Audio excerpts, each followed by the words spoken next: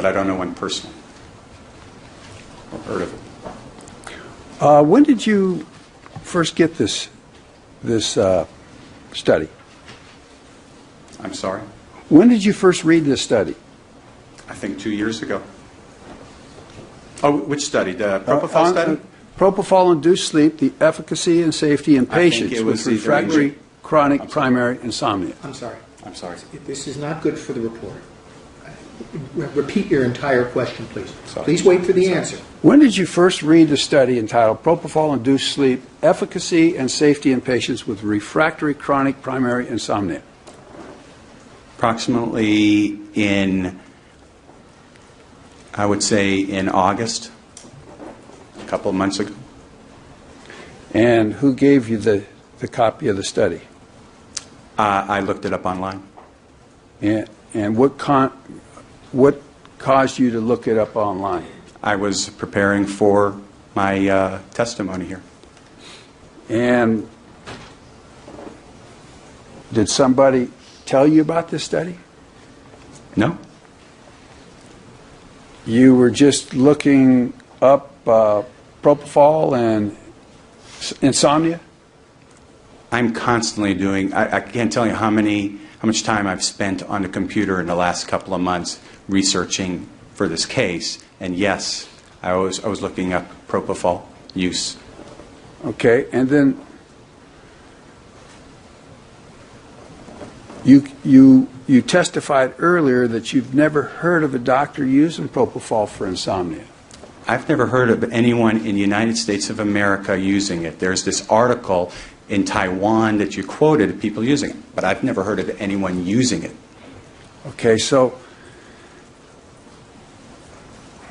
does that mean you don't know of anybody personally who's done it? I've never heard of anyone using propofol for sleep until Dr. Murray. Actually, I should have answered yes, Dr. Murray.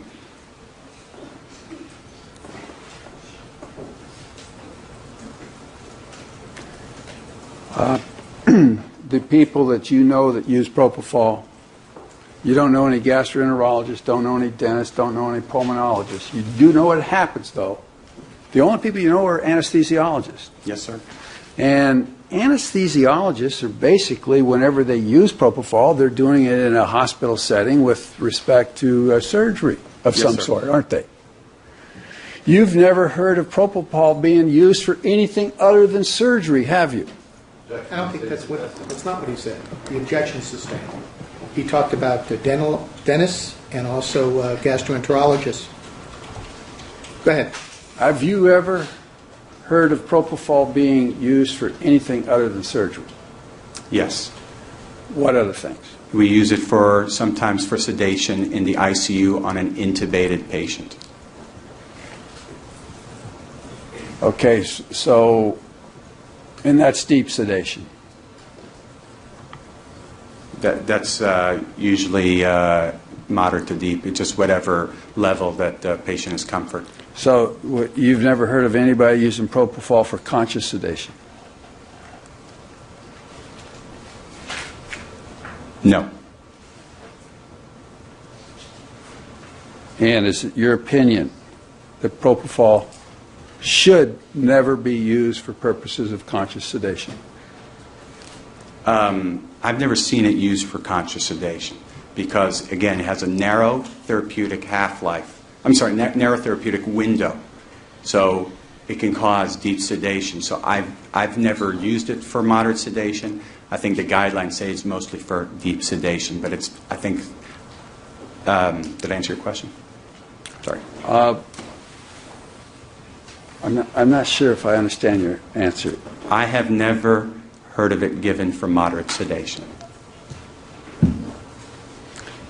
And so, based upon the fact that you've never heard of it being used for moderate sedation or conscious sedation, you are of the opinion that it should not be used for that? I'm not an expert in propofol. Do you use lorazepam? I told you earlier I use it sometimes orally, never IV. Never use it IV? No. We're getting into asked and answered in 352 territory, Mr. Flanagan. Thank you. Okay. Now, you you indicated that there was an ambu bag there on the floor, but Murray didn't use it. Yes, sir. What makes you think so? He described the resuscitation as using mouth-to-mouth, and he did not use the ambo bag. You also said you should use a blood pressure cuff, Yes, sir. and what makes you think he didn't use it? It was. I was told it was not on the patient. He didn't also report a blood pressure during any of this. You indicated you were told. Now we're using something other than Dr. Murray's statement? No. When I was looking at the items found, there was a blood pressure cuff not on Mr. Jackson. And there was a pulse oximeter? There was a pulse oximeter. They have a list of all the equipment. Yes, sir. And when it was found, it was not on Mr. Jackson either, was it? Nope. There was oxygen, Yes, sir. but the tank was empty when it was found, wasn't it?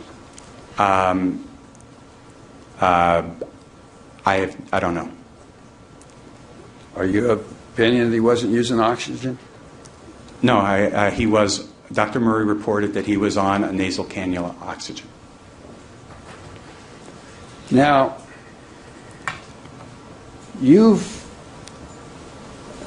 assuming that Dr. Murray gave the 25 milligrams over 3 to 5 minutes, you would agree that you've already indicated that's a very small dose. It might not even be effective to get a person to sleep.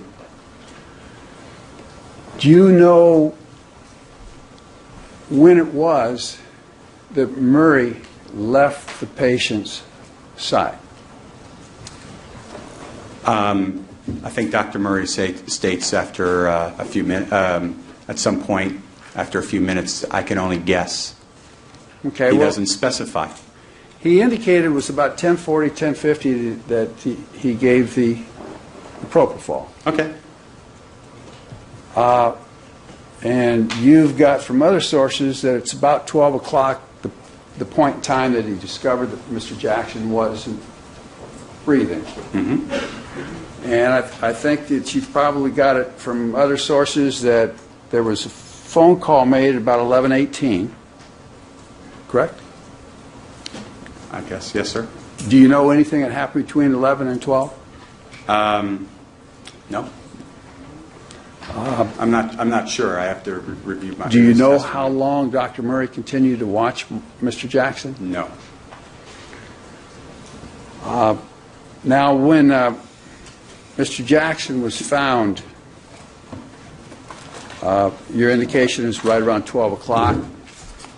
Do you know what Dr. Murray did? Give me a minute just to. Can I re-review that part of his notes? Sure.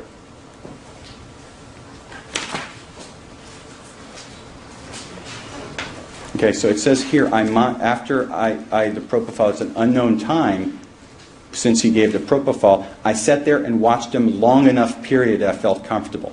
So we don't know how long he monitored him for afterwards, right? And then I needed to go to the bathroom. And what was your next question? Okay.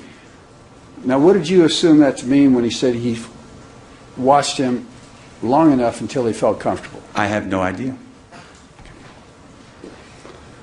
And at some point in time, he went to the bathroom.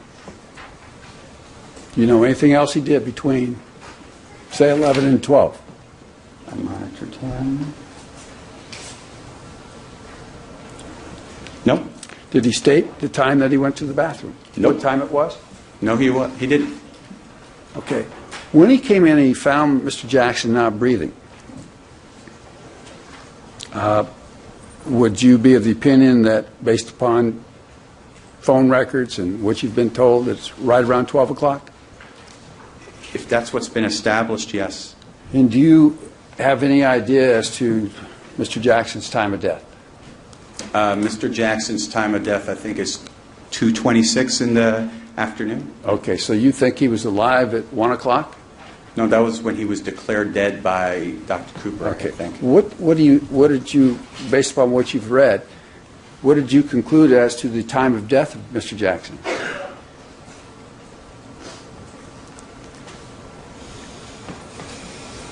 That was he was pronounced a couple hours later, about 2.5 hours later. Yeah. But he was probably clinically dead there. I wasn't there, but he was probably clinically dead apparently on arrival to the emergency room. Okay, and did you read the paramedic statement where they felt when they arrived at 12:26 he had been dead for a period of time longer than 20 to 30 minutes? I've read it, but I didn't incorporate it in this report. I just used Dr. Murray's testimony, his own words. Okay, so you don't know when the paramedics concluded that they thought he was dead? I'm aware of it. How'd you become aware of it? I have the report and I read it. The paramedics report. Yes. Okay, so they concluded that he'd been dead for at least 20, 30 minutes at 12:26, correct? I don't know if he was. I don't know if that's true. No, that's not true, I think. Okay. And they called in the fact that they'd been working on him for about 20 minutes and to UCLA Medical Center? Yes, sir. And the doctor there told him to stop the call? Yes, sir. Because they thought he was dead? Yes, sir. But you think he died sometime later? Objection, misstates the testimony. Sustained. Do you think he died sometime later? Misstates the testimony, asked and answered. It's been asked and answered, and it misstates. Assumes facts and not evidence. Sustained. Okay. Was, at 12 o'clock, was Michael Jackson savable? One more time, sorry. At 12 o'clock, was Michael Jackson savable? Michael, at 12 o'clock, okay, was Michael Jackson savable when Dr. Murray found him? Is that Yes. what you're asking me? Yes. Yes. And what were the chances? What would you estimate the chances of him being able to save him? Very. Is this assuming Dr. Murray was gone for just 2 minutes? I think there's... I'm not assuming anything. I'm assuming it. Just a moment. There are many assumptions in the question. So as phrased, the objection is sustained. If there's a partial answer, it's stricken disregard. You may refine the question. Based upon Dr. Murray finding him not breathing, his eyes open, fixed, and dilated at 12 o'clock. He did not find him fixed and dilated pupils. When at 12 o'clock, Dr. Murray left him for 2 minutes. He was alive at supposedly at 11:58. So he left him only for 2 minutes, and you cannot. What happens is what would happen is he would have to stop breathing. His oxygen level, he's still having oxygen in the 90s. It takes a few minutes for the oxygen to go down and for the heart rate to go up. So the fact that he only left him for 2 minutes, he's savable. When we do conscious sedation, and that sometimes happens, people stop breathing. So he should have been monitored at that time. But even at that time, when someone stops breathing, we use the bag mask, get him oxygen, try and arouse him, try and reverse any medications that we give. And he was definitely savable at that point. Also, he had a delay in calling for help. And if they would have gotten there 6 minutes later, Mr. Jackson would have been alive. You used the term 2 minutes. That's what Dr. Murray says. Dr. Murray did say 2 minutes. Do you think that he was gone from Michael Jackson's side for only 2 minutes? He was estimating from this report that he was gone. According to what I know, when we leave, what can happen in 2 minutes, he's probably, I would say, maybe a few more minutes than 2. I would guess, but I'm trusting Dr. Murray's very own words and his testimony. That's what I made my report. And Dr. Murray also said that he estimated that he'd gone maybe at 11 o'clock. Yeah, it would have been nice to have medical records and documentation.